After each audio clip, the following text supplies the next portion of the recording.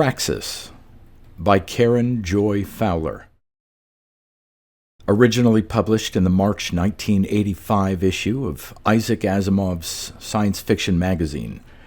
Republished in 3 anthologies, Terry Carr's Best Science Fiction of the Year, number 15 in 1986, Isaac Asimov's Robots in 1991, and We Robots in 2020.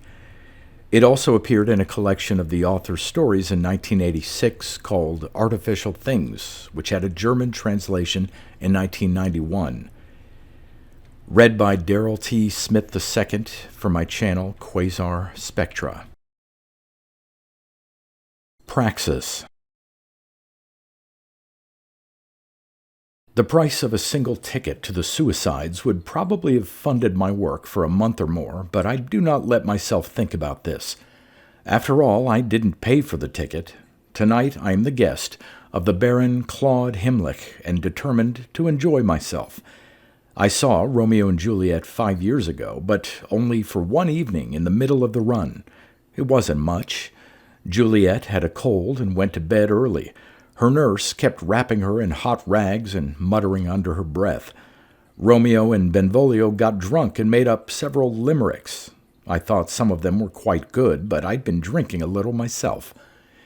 Technically, it was impressive. The responses of the simulants were wonderfully lifelike, and the amphitheater had just been remodeled to allow the audience to walk among the sets, viewing the action from any angle. But the story itself was hardly dramatic. It wouldn't be, of course, in the middle of the run. Tonight is different. Tonight is the final night. The audience glitters in jewels, colorful capes, extravagant hairstyles. Only the wealthy are here tonight, the wealthy and their guests. There are 4 in our own theater party, our host, the Baron, his beautiful daughter, Svanashal, a wonderfully eccentric old woman dressed all in white who calls herself the Grand Duchess de V, and me. I work at the university in records, and I tutor Svanashal Himmlich in history. The Grand Duchess stands beside me now as we watch Juliet carried into the tombs. "Isn't she lovely?" the Duchess says. "And very sweet, I hear. Garrus wrote her program. He's a friend of the Baron's." "An absolute genius." The Baron leans towards us, speaking softly. There is an iciness to Juliet, a sheen her false death is cast over her. She is like something carved from marble, yet even from here I can see the slightest rise and fall of her breasts. How could anyone believe she was really dead? But Romeo will. He always does. It will be a long time before Romeo arrives, and the Baron suggests we walk over to the Capulets to watch Juliet's nurse weeping and carrying on. He offers his arm to the Duchess, though I can see his security cyber dislikes this. It is one of the Baron's own models, identical in principle to the simulants on stage. Human body, software brain. Before the Baron's work, the cybers were slow to respond and notoriously easy to outwit. The Baron made his fortune streamlining the communications link-up and introducing an element of deliberate irrationality into the program. There are those who argue this was an ill-considered, even dangerous addition, but the Baron has never lacked for customers. People would rather take a chance on a cyber than on a human, and the less we need to depend on the poor, the safer we become. The Duchess is looking at the cyber's uniform, the sober blues of the House of Himmlich. "Watch this," she says to me, smiling. She reaches into her bodice. I can see how the cyber is alert to the movement, how it relaxes when her hand reappears with a handkerchief.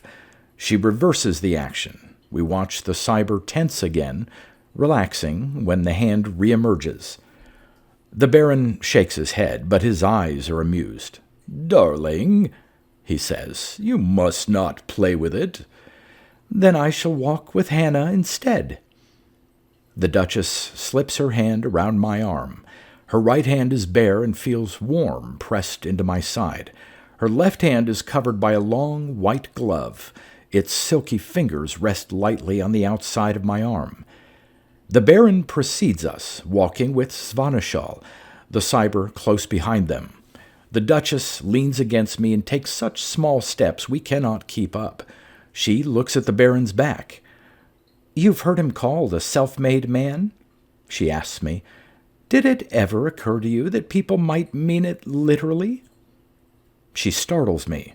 My eyes go at once to the Baron, recognizing suddenly his undeniable perfection, his dark, smooth skin, his even teeth, the soft timbre of his voice. But the Duchess is teasing me. I see this when I look back at her. "I like him very much," I answer. "I imagine him to be exactly the ancient aristocracy at their best, educated, generous, courteous." "I wouldn't know about that. I've never studied history. I have only lived it. How old would you guess I am?" It is a question I hate. One never knows what the most polite answer would be. The Duchess's hair, twisted about her head and held into place with ivory combs, is as black as Svanashal's, but this can be achieved with dyes. Her face, while not entirely smooth, is not overly wrinkled. Again, I suspect cosmetic enhancements. Her steps are undeniably feeble. "You look quite young," I say. "I couldn't guess." "Then look at this." The Duchess stops walking and removes the glove from her left hand. She holds her palm flat before me so that I see the series of ciphers burnt into her skin. IPS 3552. It is the brand of a labor duplicate. I look up at her face in astonishment, and this amuses her. "You've never seen anything like that before, have you, historian? But you've heard, perhaps, how, in the last revolution, some of the aristocracy branded themselves and hid in the factories? That's how old I am." In fact, I have heard the story, a 200-year-old story, but the version I know ends without survivors. Most of those who tried to pass were detected immediately. A human cannot affect the dead stare of the duplicates for very long. Those few who went into the factories gave themselves up eventually, preferring, after all, to face the mob rather than endure the filth, the monotony, and the endless labor. "I would be most interested in interviewing you," I say. "Your adventures should be part of the record." If true. But of course that is something I do not say. "Yes," the Duchess preens herself, readjusting an ivory comb, replacing her glove. We notice the Baron, still some distance away, returning to us. He is alone, and I imagine he has left the cyber with Svanashal. The Duchess sweeps her bare hand in the direction of the hurrying figure. "I am a true member of the aristocracy," she tells me. "Perhaps the only surviving member. I am not just some wealthy man who chooses to call himself Baron." This I discredit immediately as vanity. Revolution after revolution, no one can verify a blood claim, nor can I see why anyone would want to. I am amazed at the willingness of people to make targets of themselves, as if every time were the last time, and now the poor are permanently contained. "I must apologize." The Baron arrives, breathless. "I had no idea you had fallen so far behind." "Why should you apologize?" the Duchess chides him, "if your guest is too old for such entertainments and too proud to use a chair as she should." She shifts herself from my arm to his. "Verona is so lovely," she says. "Isn't it?" We proceed slowly down the street. I am still thinking of the Duchess's hand. When we rejoin Svanashal, it is as though I have come out of a trance. She is so beautiful tonight, I would rather not be near her. The closer I stand, the less I can look. Her eyes are very large inside the dark hood of her gown, which covers her hair and shoulders in a fine net of tiny jewels. In the darkened amphitheater, the audience shines like a sky full of stars. But Svanashal is an entire constellation. Svanashal, the swan's throat, and next to her, her father, the dragon. I look around the amphitheater. Everyone is beautiful tonight. Juliet's nurse is seated in a chair, rocking slowly back and forth in her agony. She is identical to the nurse I saw before, and I tell the Baron so. "Oh, I'm sure she is the one you saw before. I saw her once as Amanda in the Glass Menagerie. You didn't imagine they started from scratch every time, did you? My dear Hannah, anyone who can be recycled after the run certainly will be. The simulations are expensive enough as it is." The Baron smiles at me, the smile of the older, the wiser, to the young and naive. "What's amazing is the variation you get each time, even with identical parts. Of course, that's where the drama comes in." Before, when I saw Romeo and Juliet, Friar Lawrence was killed on the second night, falling down a flight of stairs. That's mainly why I went. I was excited by the possibilities opened by the absence of the friar. Yet the plot was surprisingly unchanged. It makes me think of Huang Li, and I say to the Baron, "Did you know it was a historian who created the simulations?" "I don't have your knowledge of history," he answers. "Svanashal tells me you are quite gifted, and you have a specialty. Forgive me, I know Svanashal has told me." "Mass movements. They don't lend themselves to simulation." The Duchess has not heard of Huang Li either, but then only a historian would have. It was so many revolutions ago. I could argue that the historians are the true revolutionary heroes, retaining these threads of our past, bringing them through the upheaval. Many historians have died to protect the record, and their names are lost to us forever. I am glad for a chance to talk about Huang Li. Huang Li was not thinking of entertainment, of course. He was pondering the inevitability of history. Is the course of history directed by personalities or by circumstances? I ask the Baron. What do you think? The Baron regards me politely. "In the real world," he says, "personalities and circumstances are inseparable. The one creates the other and vice versa. Only in simulation can they be disjointed." "It follows, then," I tell him, "that if you could intervene to change one, you would simultaneously change both, and therefore the course of history.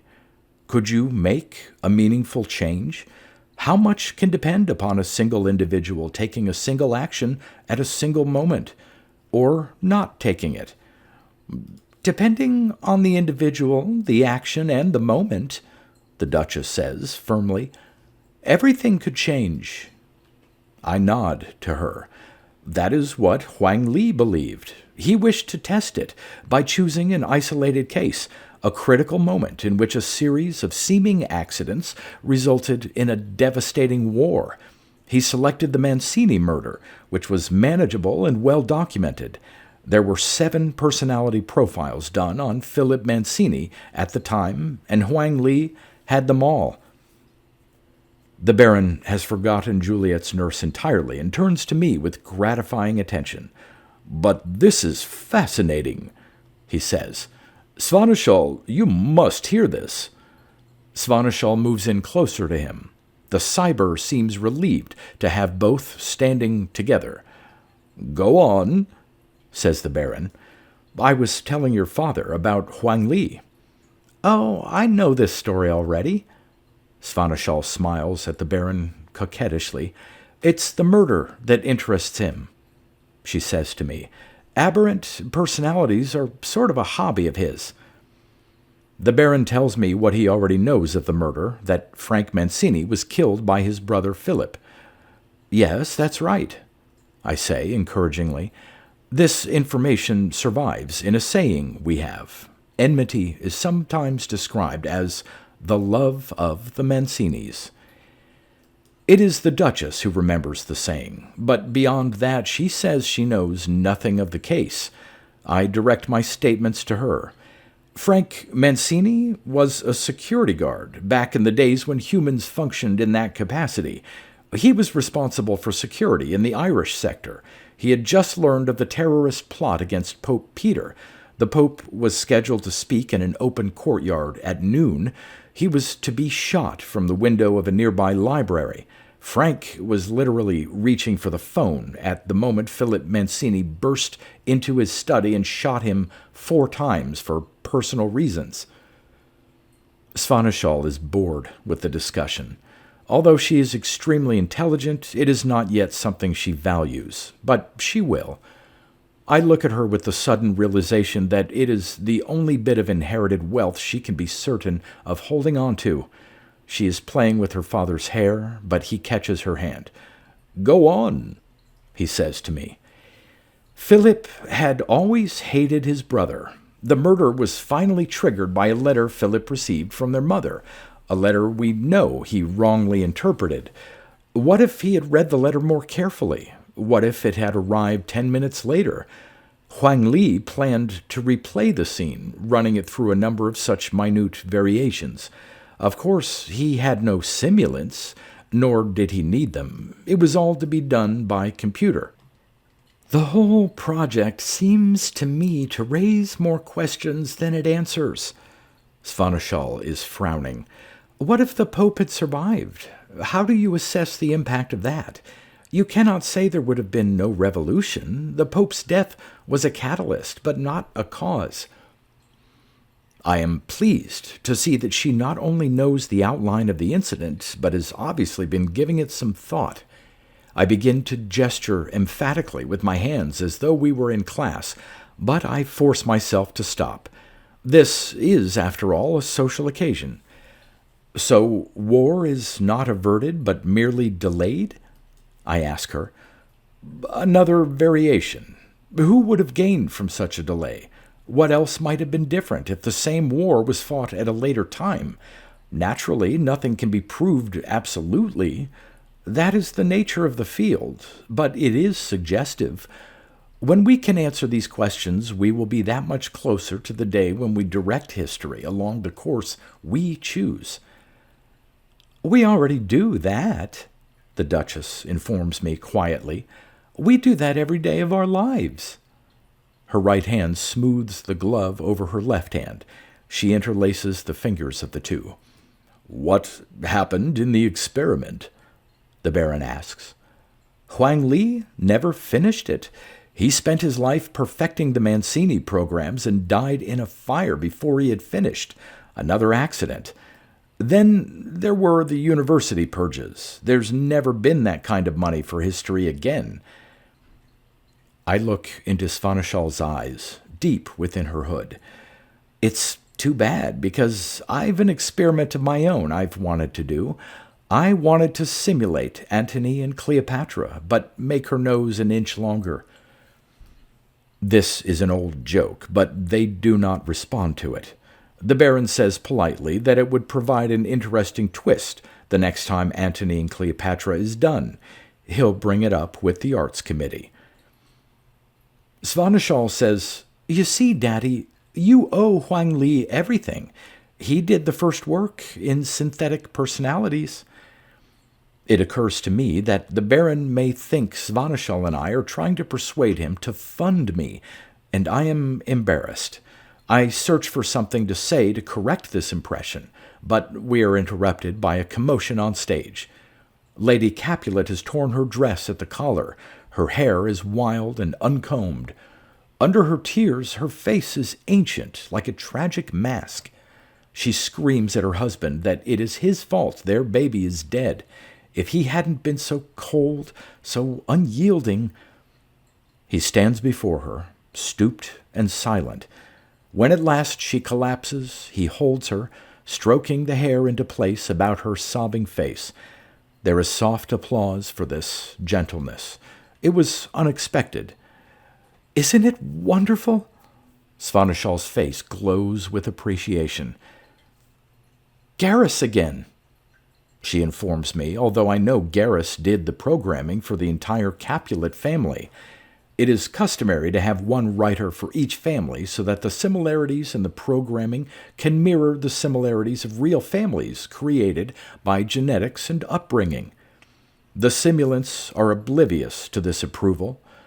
Jacques tells us every time that the world is a stage, but here the stage is a world, complete in itself, with history and family, with even those random stagehands, death and disease. This is what the simulants live. If they were told that Juliet is no one's daughter, that everything they think and say is software, could they believe it? Would it be any less tragic? Next to me, I hear the beginning of a scream. It is choked off as suddenly as it started. Turning, I see the white figure of the Duchess slumping to the ground, a red stain spreading over her bodice. The gloved hand is pressed against her breast. Red touches her fingers and moves down her arm. Her open eyes see nothing. Beside her, the cyber is returning a bloody blade to the case on its belt. It was all so fast. "It killed her," I say, barely able to comprehend the words. "She's dead." I kneel next to the Duchess, not merely out of compassion, but because my legs have given way. I look up at the Baron, expecting to see my own horror reflected in his face. But it is not. He is calmly quiet. "She came at me," he says. "She moved against me. She meant to kill me." "No!" I am astounded. Nothing is making sense to me. "Why would she do that?" He reaches down and strips the wet glove from the warm hand. There is her lifeline, IPS 3552. "Look at this," he says to me, to the small group of theater-goers who have gathered around us. "She was not even human." I look at Svanashal for help. "You knew her. She was no cyber. There is another explanation for the brand. She told me—" I do not finish my sentence, suddenly aware of the implausibility of the Duchess's story. But what other explanation is there? Svanashal will not meet my eyes. I find something else to say. "Anyway, the cybers have never been a threat to us. They are not programmed for assassination." It is another thought I do not finish, my eyes distracted by the uniform of the House of Himmlich. I get to my feet slowly, keeping my hands always visible, and every move I make is watched by the Baron's irrational cyber. "The autopsy will confirm she is human," I say, finally. "Was human." Svanashal reaches for my arm below the shoulder, just where the Duchess held me. She speaks into my ear, so low that I am the only one who hears her. Her tone is ice. "The cybers are all that stand between us and the mob. You remember that." Unless I act quickly, there will be no autopsy.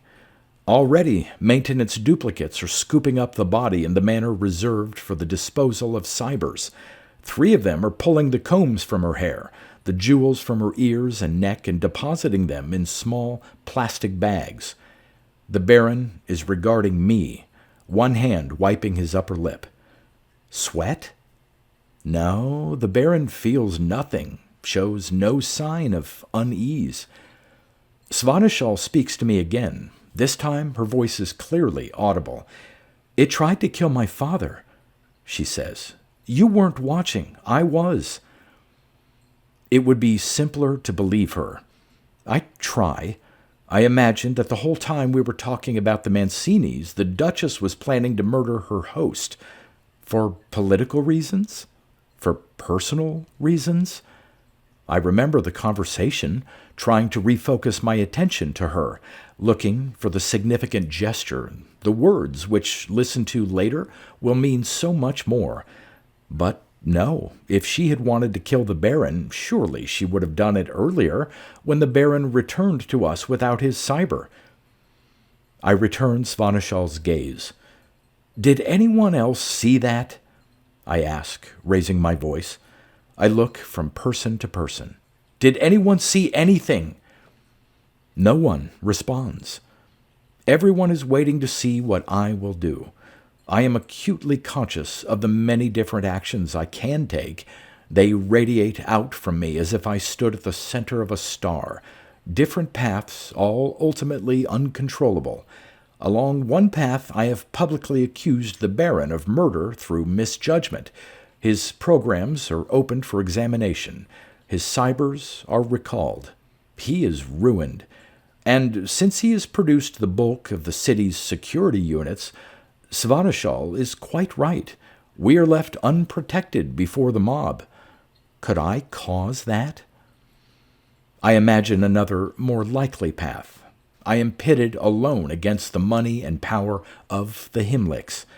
In this vision, the Baron has become a warlord with a large and loyal army. He is untouchable. Wherever I try to go, his cybers are hunting me. The body has been removed, a large, awkward bundle in the arms of the maintenance duplicates. The blood is lifting from the tile, like a tape played backwards, like a thing which never happened. The paths radiating out from me begin to dim and disappear.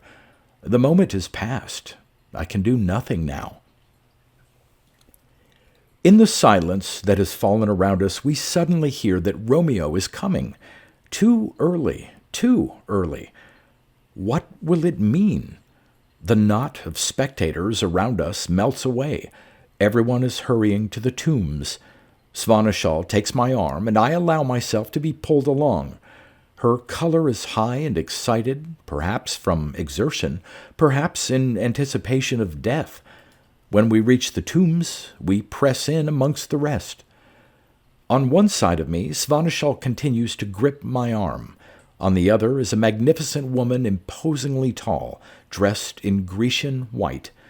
Around her bare arm is a coiled snake, fashioned of gold, its scales in the many muted colors gold can wear. A fold of her dress falls for a moment on my own leg, white like the gown of the Grand Duchess de V, and I find myself crying. "Don't do it!" I call to Romeo. "It's a trick! It's a trap! For God's sake, look at her!"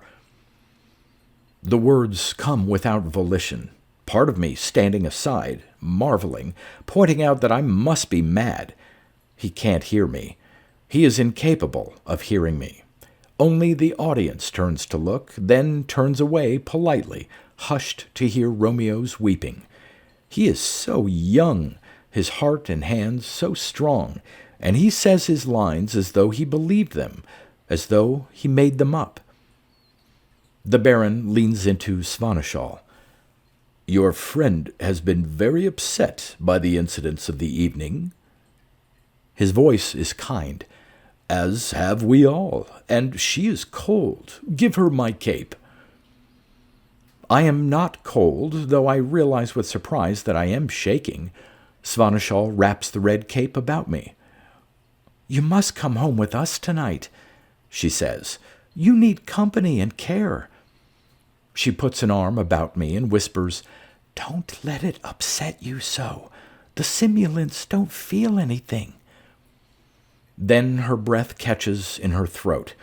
Romeo is drinking his poison. I won't watch the rest. I turn my head aside, and in the blurred lens of my tears, one image wavers, then comes clear. It is the snake's face, quite close to me, complacency in its heavy-lidded eyes. "Don't look at me like that," I say to a species which vanished centuries ago. "Who are you to laugh?" I think that I will never know the truth. The Duchess might have been playing with the cyber again. Her death might have been a miscalculation, or the Baron might have planned it, have arranged the whole evening around it. I would like to know. I think of something Huang Li is supposed to have said. Never confuse the record with the truth. It will always last longer.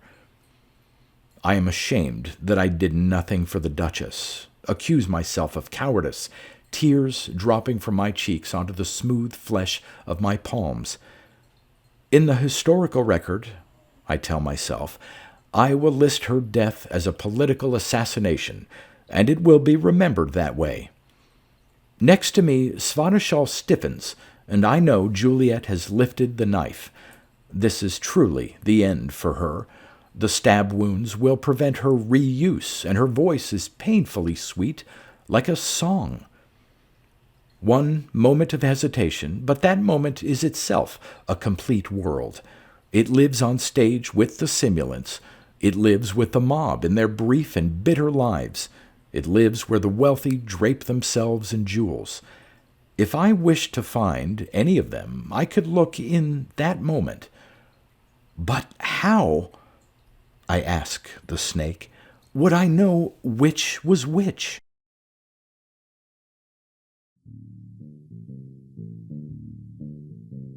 You've been listening to pre-1990s speculative fiction readings with a highlight on science fiction by Darrell T. Smith II. Please consider clicking the donation link in the description box. Thank you so much for your time and your imagination.